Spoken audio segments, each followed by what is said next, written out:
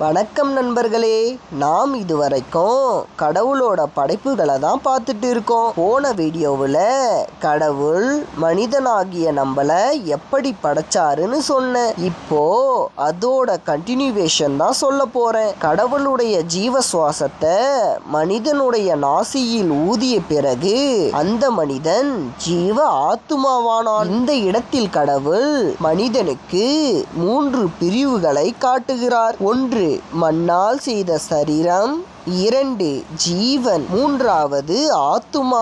இந்த 3ஐயும் ஒரே இடத்தில் கடவுள் குறிப்பிடுகிறார். சரி, இப்பொழுது அந்த மனிதனுடைய பெயரை பார்க்கலாம். அந்த மனிதனுடைய பெயர் ஆதாம் என்று பெயரிட்டார். ஆமாம், கடவுள் முதலில் படைத்தது ஒரு ஆணைத்தான். அப்படி என்றால் பெண் எப்படி உருவானால்?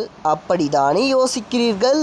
இதோ சொல்கிறேன். ஆதாம் பிறந்த பிறகு, அதாவது கடவுள் உருவாக்கி ஜீவ ஆத்துமாவை கொடுத்த பின்பு, அவன் பூமியில் உள்ள சகல ஜீவன்களையும் எல்லா ஜீவராசிகளையும் பார்த்தான். எல்லாம் அவனைப் போல் தனியாக இல்லாமல் ஜோடி ஜோடியாக இருந்தது. இதனை பார்த்த ஆதாம் கடவுளிடம் கேட்டான், எல்லாம் ஜோடி ஜோடியாக ஒன்றாக இருக்கிறதே, என்னை மட்டும் ஏன் தனியாக படைத்தீர் என்று. இதற்காகத்தான் கடவுள் ஒரு பெண்ணை உருவாக்க வேண்டும் என்று முடிவெடுத்தார். அதனால் ஆதாமிற்கு ஆழ்ந்த நித்திரையை வரவழைத்து அவனுடைய விலா எலும்பை எடுத்தார். அந்த விலா எலும்பின் மூலமாக ஒரு பெண்ணை உருவாக்கினார். இதன் மூலமாக பெண் உன்னில் ஒருவள் என்பதை கடவுள் காண்பிக்கிறார். சரி, இதன் பிறகு அடுத்த வீடியோவில் விவரமாய் சொல்கிறேன்.